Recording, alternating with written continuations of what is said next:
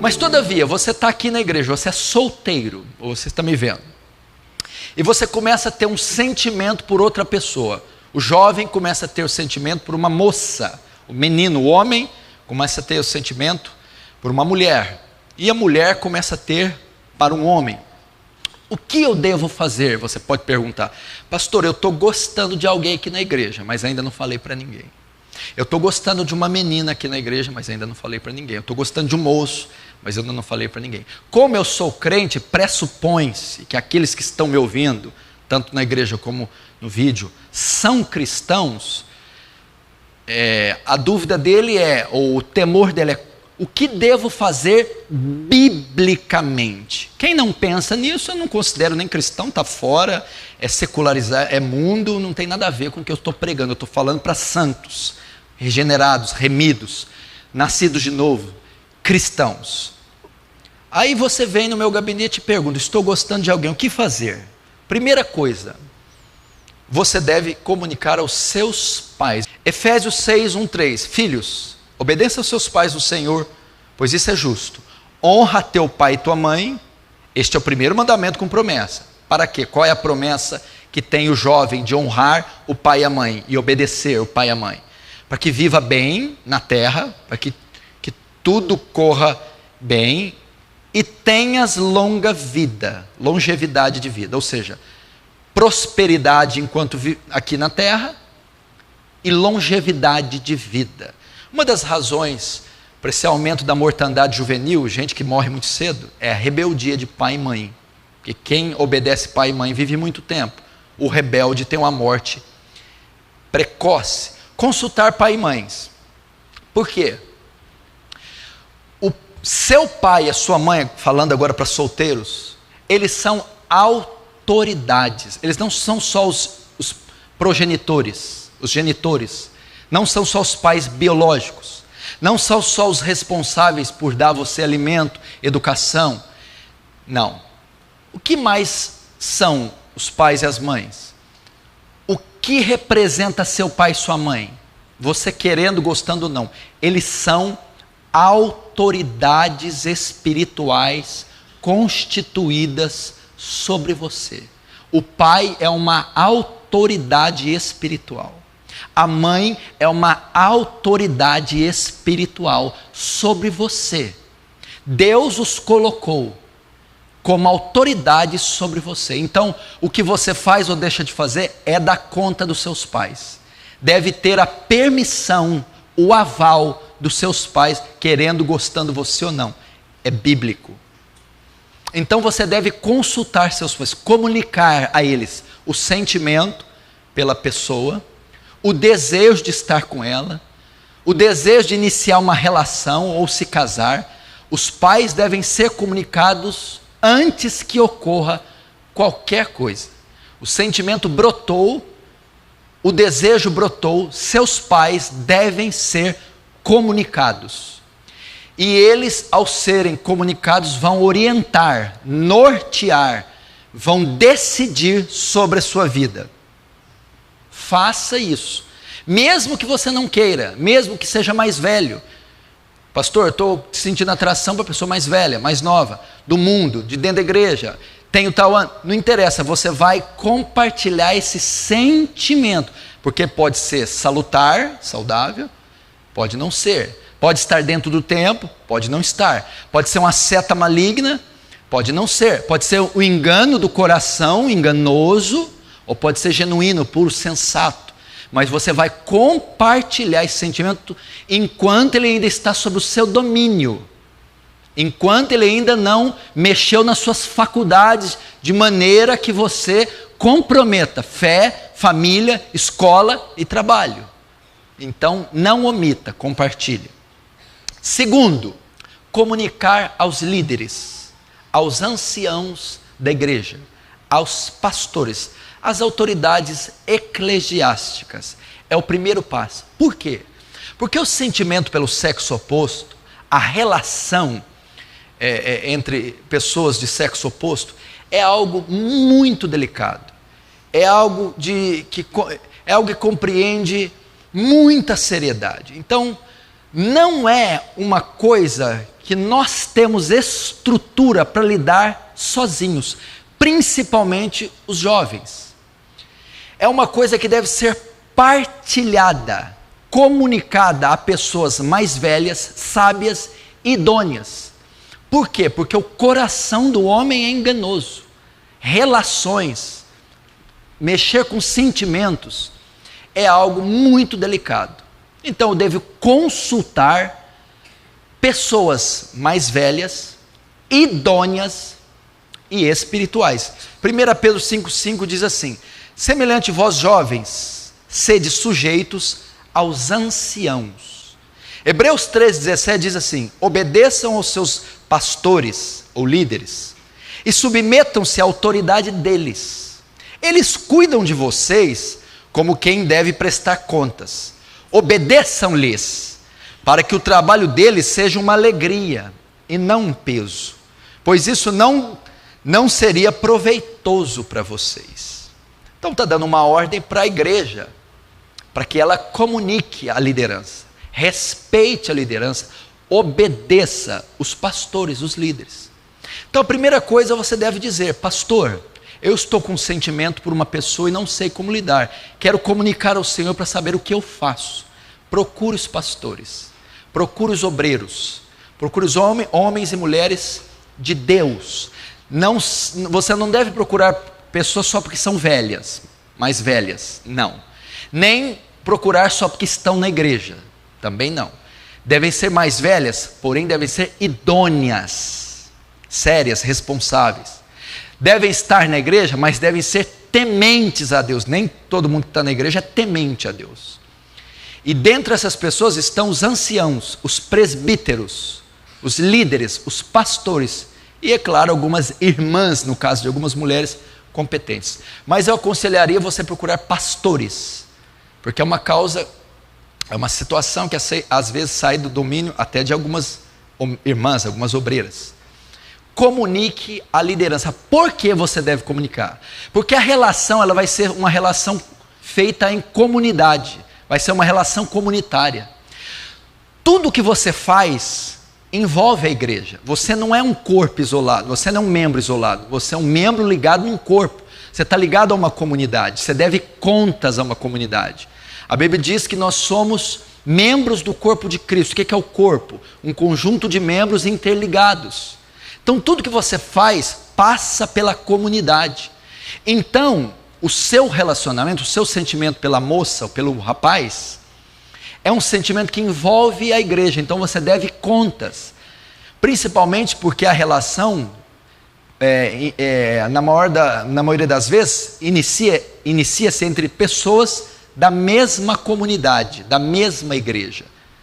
Então você vai se iniciar uma relação que envolve dois membros da igreja, da qual o pastor é o responsável. Então o pastor tem que ser comunicado. Não pode acontecer uma transação dessa, uma movimentação, não pode ocorrer iniciar uma relação dessa dentro da comunidade, envolvendo dois membros da comunidade, filhos de duas famílias da comunidade, sem que o líder da comunidade tenha ciência. Então ele deve ser comunicado, o pastor, porque ele é o responsável pela igreja, porque você está sob a autoridade dele, porque a pessoa que você se envolve também está sob a autoridade dele, e porque ele tem condições naturais, psicológicas, emocionais e principalmente bíblica, teológica e espirituais para orientar você. Então, se você já quiser me procurar no final do culto, amanhã, durante essa semana, para compartilhar o seu sentimento, eu vou instruir você. Lembrando que gostar não é pecado. Ter atração pelo sexo oposto não é pecado. Gostar de uma moça não é pecado. Gostar de um jovem não é pecado. Pecado é como você vai manifestar o sentimento. Aí que entra o pecado. Por que eu devo consultar os pastores e devo consultar os pais? Lembrando que eu estou respondendo a sua pergunta. Você entrou dentro da minha sala, no meu gabinete, e você é um cristão piedoso, temente a Deus, por isso você está seguindo esses critérios. Se você não segue, eu não te considero cristão, nem considero você membro dessa igreja, apenas um visitante que cumpre aquilo que lhe apraz nas Escrituras. Agora, um cristão genuíno, nascido de novo, ele tem temor a Deus, ele não faz nada fora do que a Escritura determinou. Por que eu devo comunicar aos anciãos da igreja e aos meus pais? Porque enganoso é o coração.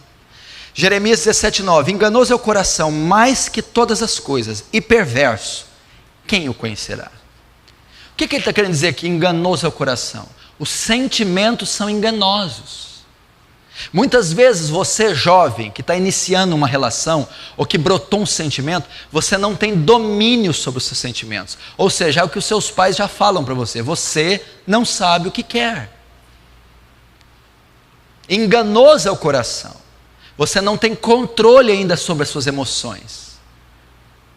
Elas podem estar te pregando uma peça, são volúveis. Agora você vai comunicar a duas autoridades, a autoridade eclesiástica e a autoridade do seu lar. Porque são pessoas que, além de serem autoridades constituídas por Deus na sua vida, são mais maduras, experientes e sábias. Elas poderão conduzir você corretamente nessa situação. Então, quando diz que enganoso é o coração, é que se um homem adulto, se esse versículo é aplicado para um homem adulto, que tem domínio sobre as suas faculdades, que é experimentado nos trabalhos, que é maduro, ele pode ser pego pelo coração. Imagina um adolescente, um jovem. Então você vai comunicar, porque você muitas vezes não saberá lidar sozinho com os seus sentimentos. A área emocional é uma área extremamente delicada. E muitas vezes, para não dizer na maioria, o jovem, quando ingressa numa relação, não sabe o que está fazendo. Ele é 90% emoção e 70% razão. Relação não é só sentimentos. Relação é razão. Porque eu vou construir uma história, uma vida, que não se baseia só no desejo e na atração física. Mas se resume também numa pesquisa, numa análise sensata, coerente da pessoa com a qual eu estou me relacionando. Então, não entre numa relação sozinho, sem comunicar a pessoas, sem conselhos sábios. Você vai quebrar a cara e pode prejudicar você para o resto da sua vida, comprometendo sua vida com a sua família, a sua área acadêmica, profissional e principalmente espiritual. Por essa razão você deve comunicar. Que mais? Eu estou gostando de uma pessoa. Que mais precisa saber? O parceiro deve ser cristão. Não existe qualquer hipótese de um cristão se relacionar com outro que não seja cristão. Isso é proibido pela Bíblia, isso é pecado e essa igreja não permite. Se você tem sentimento por uma pessoa do sexo oposto, ela deve ser cristã. Ela deve comungar da mesma fé que você. Ela deve ter ingressado na aliança. Ela deve ter crido, se arrependido dos pecados, nascido de novo, e ela deve ser uma nova criatura. Deve congregar numa igreja bíblica, dando frutos de justiça, sendo submissa a pai e mãe e aos seus pastores locais. Então, o parceiro a se envolver deve ser cristão. Olha o que Deuteronômio 7:1-4 diz. Isso aqui para o antigo concerto. Quando o Senhor, seu Deus, os fizer entrar na terra para a qual vocês estão indo, não se casem com pessoas de lá. Não deem suas filhas aos filhos delas, nem tomem as filhas delas para os seus filhos, pois elas desviariam seus filhos de seguir-me para servir a outros deuses. E por causa disso, a ira do Senhor se acenderia contra vocês e rapidamente os destruiria. Acabou. Deus já está dizendo, qualquer um que ingressa numa relação com sexo, com a pessoa não cristã, essa pessoa não cristã tem a condição de tirar você dos caminhos do Senhor e levar você a adorar a outro Deus, ou seja, o mundo. Então, na lei de Moisés, foi terminantemente proibido a relação de um israelita com outra pessoa que não fosse israelita. Então você só pode gostar de uma pessoa cristã, só pode se relacionar com uma pessoa cristã e só pode se casar com outra pessoa cristã. Se você fizer algo fora disso, é pecado. No Novo Concerto, na igreja, 2 Coríntios 6, 14, 18. Não vos prendais em um jugo desigual com os descrentes ou com os infiéis. Pois o que tem em comum a justiça e a maldade? Ou que comunhão pode ter a luz com as trevas? Que harmonia entre Cristo e Belial? Belial que é o maligno, Satanás. Que há em comum entre o crente e o descrente? Que acordo há entre o templo de Deus e os ídolos? Portanto, saiam do meio deles e separem-se, diz o Senhor, não toqueis em coisa impura, e eu os receberei. Não vos ponhais em jugo desigual com os infiéis. Eu não posso ter uma relação íntima com o ímpio, eu não posso me envolver, está proibido na Escritura. Então, você não pode de maneira alguma, eu estou gostando de alguém, o que fazer? É crente, nasceu de novo, tem pais crentes, tem frutos de justiça, nasceu de novo, ingressou na aliança, congrega na igreja bíblica, está sob as autoridades de um pastor idôneo? Não, então esquece. E se eu fazer? Pecado. Olha o que 1 Coríntios 7, 39 diz: a mulher está ligada ao seu marido enquanto ele viver, mas se o marido morrer, ela está livre para se casar com quem quiser. Agora as aspas que o apóstolo Paulo abre: contanto que ele pertença ao Senhor. Está falando para a viúva.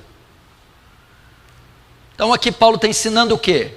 Que eu só posso me casar, me relacionar com alguém que pertence ao Senhor, ou seja, um cristão. Ok? Lembre-se disso. O que Paulo está ensinando aqui é, se ela morrer, se o marido morrer, ela pode se casar de novo, contanto que seja no Senhor. Ou seja, ela é viúva, pode escolher um homem para se casar, mas este homem deve ser cristão. Então vai de novo a pergunta: estou gostando de alguém, o que fazer? Ele deve ser crente, deve ser salvo, deve ter ingressado na aliança, senão não é permitido. O que mais eu devo saber, pastor? Estou gostando de alguém, o que fazer biblicamente? O namoro só pode acontecer visando o matrimônio, só com essa finalidade, ok? Está gostando? Estou. Quero começar a relação. Quer? Quando que vai casar? Tem alguém namorando aqui na igreja? Tem alguém namorando, está me vendo? Tem, estou namorando. Quando é que vão casar? Está marcado já a data? Não. Não? Então por que vocês estão namorando? Por namorar. Pecado de prostituição, lascívia. O namoro, biblicamente, só pode se iniciar, eu só posso começar uma relação com o sexo oposto se eu tenho como fim um matrimônio. Não existe negócio de namorar 5. Namorei 5 para casar com a 7ª. Isso é fornicação, isso é prostituição, isso é lascívia. Biblicamente não existe isso. Na Bíblia, um homem só se ajunta a uma mulher para o matrimônio. Você vai ver no Antigo Testamento, você vai ver as pessoas... quando o servo de Abraão mandou buscar Rebeca, buscou, no 2º dia se casaram. Então, por isso é que você tem que dominar o sentimento. Porque você está gostando de uma pessoa, quero me namorar, quero, mas você já tem estrutura e condição de se casar com ela? Não. Então você não pode. Então, o namoro, e lembrando que essa palavra namoro não existe na Bíblia, não é um termo bíblico, é um termo que vem de 200 anos para cá. Então eu posso usar a relação de duas pessoas do sexo oposto. Só pode se iniciar se esta visa o matrimônio.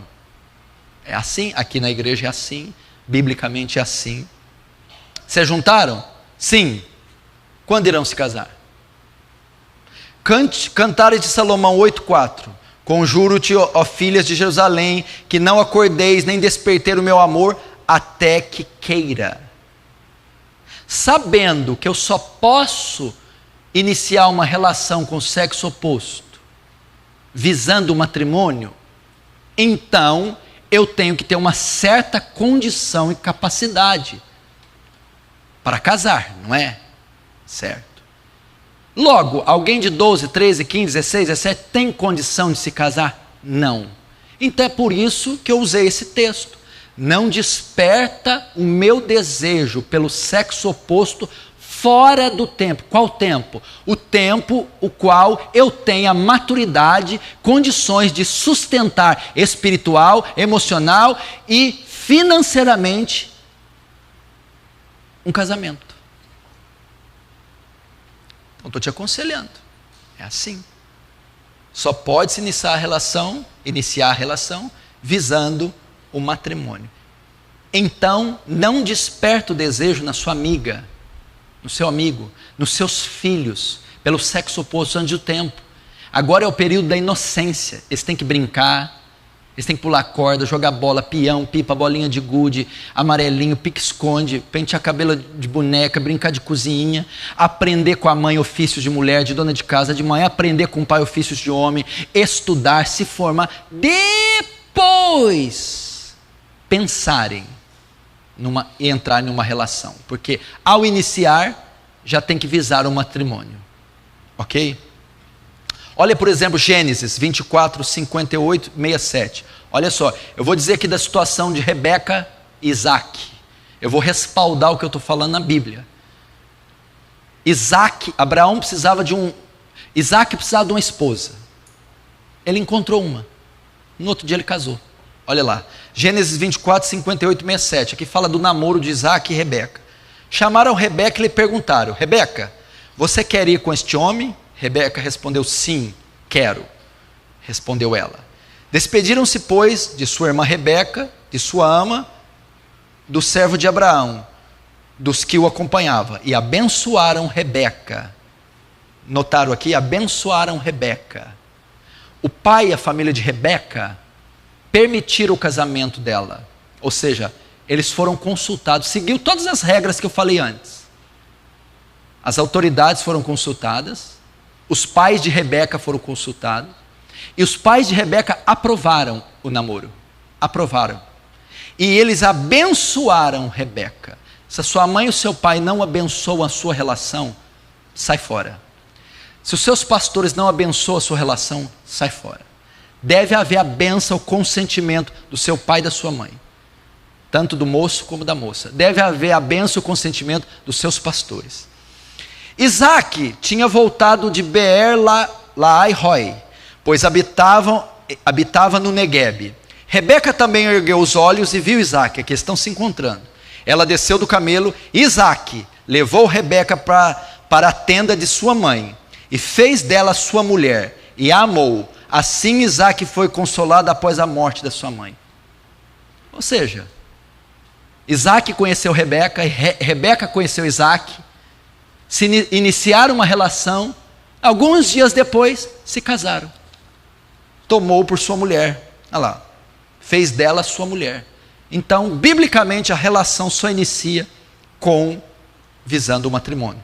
Bênção dos pais, consentimento dos pais, bênção dos pastores, bênção dos pais. Outra coisa que aconteceu aqui, o servo de Abraão foi falar com Labão e Betuel. Quem era Labão e Betuel? Labão era irmão de Rebeca, Betuel era pai. Mas o que o rapaz foi lá fazer? Ele foi pedir a mão de Rebeca em casamento. Aqui, se você quer namorar, casar, iniciar uma relação, primeiro, a relação se inicia pelo homem e não pela mulher. Biblicamente, mulher que vai atrás do homem é prostituta, é imoral. Provérbios 7, lê lá.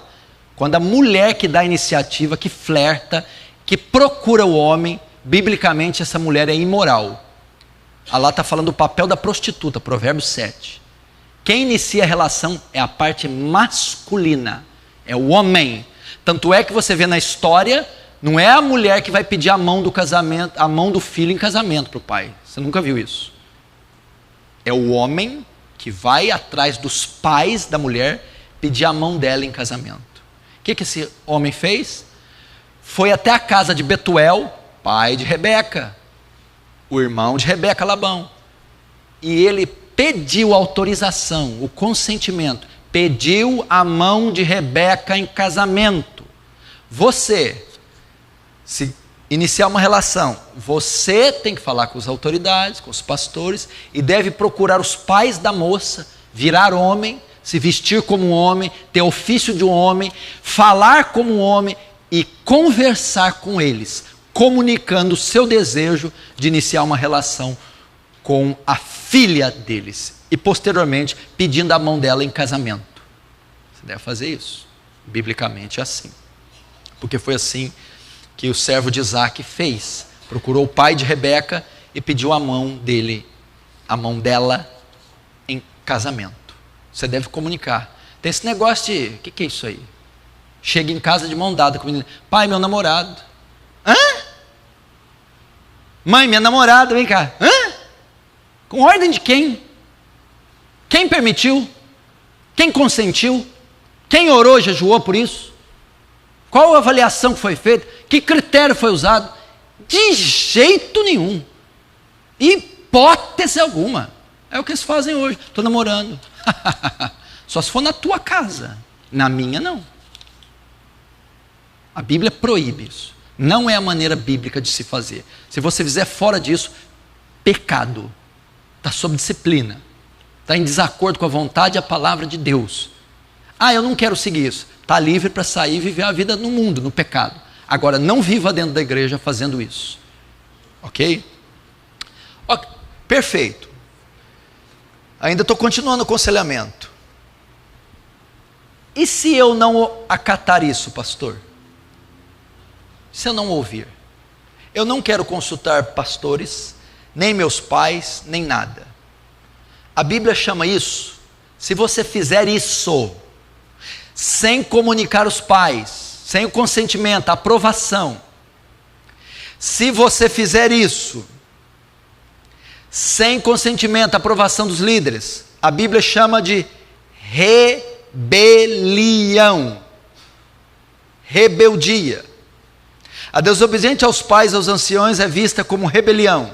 Deuteronômio 21, 18 e 21. Se um homem tiver um filho obstinado e rebelde, que não obedece a seu pai nem a sua mãe, e não os escuta quando o disciplinam, o pai e a mãe levarão aos líderes da sua comunidade à porta da cidade, e dirão aos líderes: este nosso filho é obstinado e rebelde, não nos obedece, é devasso e vive bêbado. Então todos os homens da cidade o apedrejarão até a morte. Eliminem o mal do meio de vocês, e todo Israel saberá disso e temerá. No Antigo Testamento, na Torá, na lei de Moisés, era pecado capital, era punido com a vida, pena de morte. Um filho que desobedecesse o pai e a mãe era considerado rebelde, rebelião, e era morto a pedradas. 1 Samuel 15, 23 diz assim: pois a rebeldia é como o pecado da feitiçaria, e a avareza ou arrogância é como o mal da idolatria. Se você é um filho que rebela contra seu pai e sua mãe, a Bíblia chama você de feiticeiro, rebelde. E o pecado de rebelião é como o pecado de feitiçaria, e no antigo concerto era punido com a vida, era morto por apedrejamento. Outra coisa que eu não falei aqui é que os pais podem participar na escolha do casal, devem ajudar na escolha.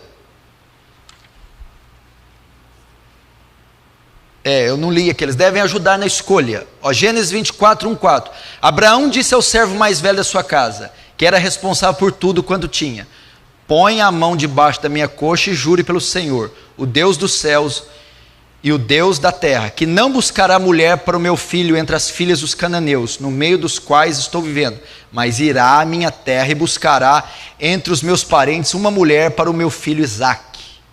Quem foi que preparou a mulher de Isaque? Abraão. Pai e mãe, vocês têm autoridade de influenciar na escolha do parceiro dos seus filhos. No antigo concerto, principalmente no Oriente, se tem muitos casamentos arranjados, né? Por exemplo, no Islã, ou no Oriente, a mulher não tem escolha, pega um sheik lá, alguém rico, e coloca, ela vai ter que se casar. Era mais ou menos isso o costume. Eu vejo um certo exagero nisso, obviamente não é assim no novo concerto. Os pais devem participar da escolha. Eles não precisam provocar, escolher, porque é arbítrio, é liberdade do menino, da moça. Eu gostei dessa pessoa e daquela outra. Mas os pais têm direito de interferir, influenciar e decidir na escolha. Tem duas pessoas se envolvendo com você, meu filho. Ah, mãe, eu gostei mais dessa. Mas para mim e para o seu pai, essa pessoa é mais ideal, porque é idônea, é bíblica, é santa. Vai pelo que o pai e a mãe estão falando. Ah, eu estou gostando mais dessa. Aí o pastor, a liderança, os pais dizem, essa pessoa tem mais o seu perfil, tem história, vai nessa. Quem escolheu a mulher para Isaac foi Abraão. Seu pai, sua mãe, suas autoridades têm competência para influenciar na sua escolha. Pode participar, pai, tranquilamente. Qual pai aqui que é o pior para o filho? Levanta a mão. Qual pai aqui que deseja o mal para o filho? Levanta a mão. Qual pai que odeia o filho? Levanta a mão. Está vendo, filhos? Não tem nenhum. Não é porque está pegando no pé do seu namoradinho, da sua namoradinha. É porque querem o melhor para você. Veja no caso de Juízes, Sansão. Escute isso aqui, eu vou ler com bastante calma. Você me escuta. Sansão desceu a Tima e viu ali uma mulher do povo dos filisteus. Quando voltou para casa, disse a seu pai e sua mãe: vi uma mulher filisteia em Tima, consiga essa mulher para ser minha esposa. Lembra do Deuteronômio? Israelita só pode se relacionar com essa mulher era filisteia, está correto isso aqui? Aí ele avisa para a mãe e para o pai: gostei de uma mulher em Tima, uma filisteia, consiga ela para mim. Agora olha o que o pai e a mãe falaram: será, meu filho, que não há mulher entre os seus parentes ou entre o teu povo? Você tem que ir aos filisteus e circuncisos para conseguir uma esposa? A mãe e o pai não concordaram com Sansão. Não concordaram com a relação. A mãe e o pai de Sansão advertiram Sansão. Sansão estava errado, ele não podia, ou seja, não tinha o consentimento dos líderes de Israel, não tinha o consentimento dos pais, era uma mulher ímpia e pagã. Os pais advertiram, olha o que Sansão respondeu. Sansão, porém, disse ao pai: consiga para mim, é ela que me agrada. Ele teve. Qual foi o resultado da vida de Sansão? Um dos piores juízes de Israel. Teve uma morte precoce. Ele julgou Israel só 20 anos. Ou seja, honra teu pai e tua mãe para que te viva muito tempo na terra. Sansão foi rebelde. Morreu precocemente, com um palácio caindo na cabeça. Julgou Israel só 20 anos. E para que tenha uma vida tranquila, sossegada, boa, a vida de Sansão foi um inferno. Por quê? Desobedeceu pai e mãe. Principalmente quando o pai e a mãe diz: não tome essa mulher. Esse é o princípio bíblico para os solteiros. Estou gostando de alguém, o que fazer? É o que eu te disse. Pais, vocês estão ouvindo tudo o que eu falei. Vocês estão ouvindo o que eu preguei, o que eu ensinei. Vocês vão aplicar isso na vida dos seus filhos.